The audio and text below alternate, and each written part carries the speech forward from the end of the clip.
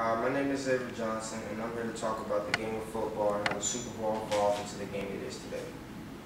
This right here is the football that I purchased in Super Bowl 43 when the Pittsburgh Steelers defeated the Arizona Cardinals in Tampa Bay, Florida.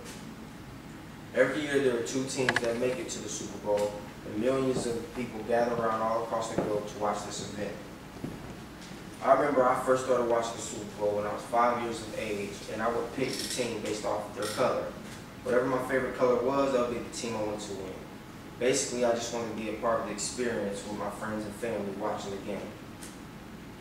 If you ever wondered when the game first started, it started in 1967 when the Green Bay Packers defeated the Kansas City Chiefs. But back then it wasn't called the Super Bowl, it was called the Super Game. As the clock ticks down towards Super Bowl 47, I like to look at the history of the game, from the game day strategy to the players to even the big-time money makers. In the game day strategy, mostly it's about the coaches, the commentators, and the referees. The coaches will be interviewed and be asked how their season went during the game, during the season, and how they think they should change their strategy in order to win the Super Bowl.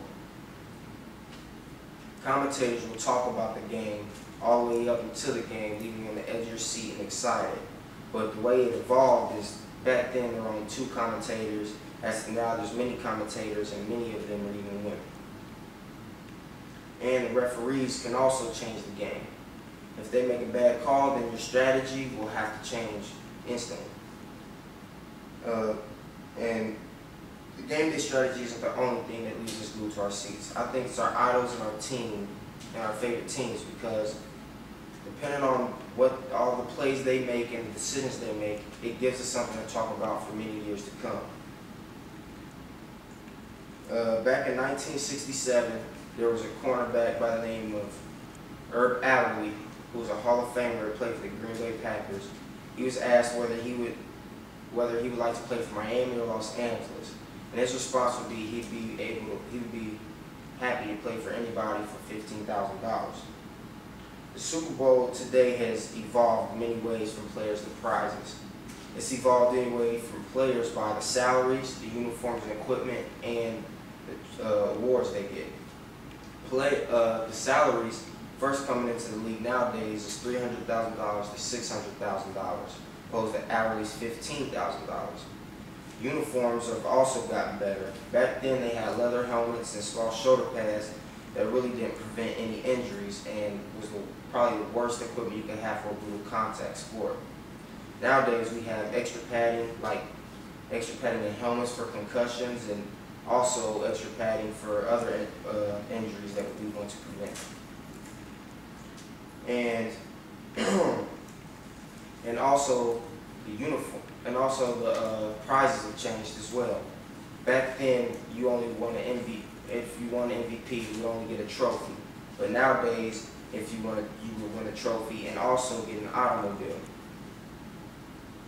And today's Super Bowl is a multi-million-dollar business. From the ticket sales to the advertisements to even the souvenirs.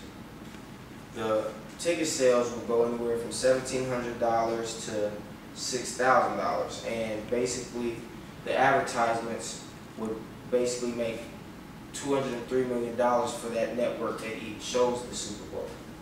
And the souvenirs will raise $3 million from the jerseys to the t-shirts and to the footballs and whatever else was bought. So now that you know all about the Super Bowl and how it evolved, and the game day strategy, players, the big-time money makers, thank you.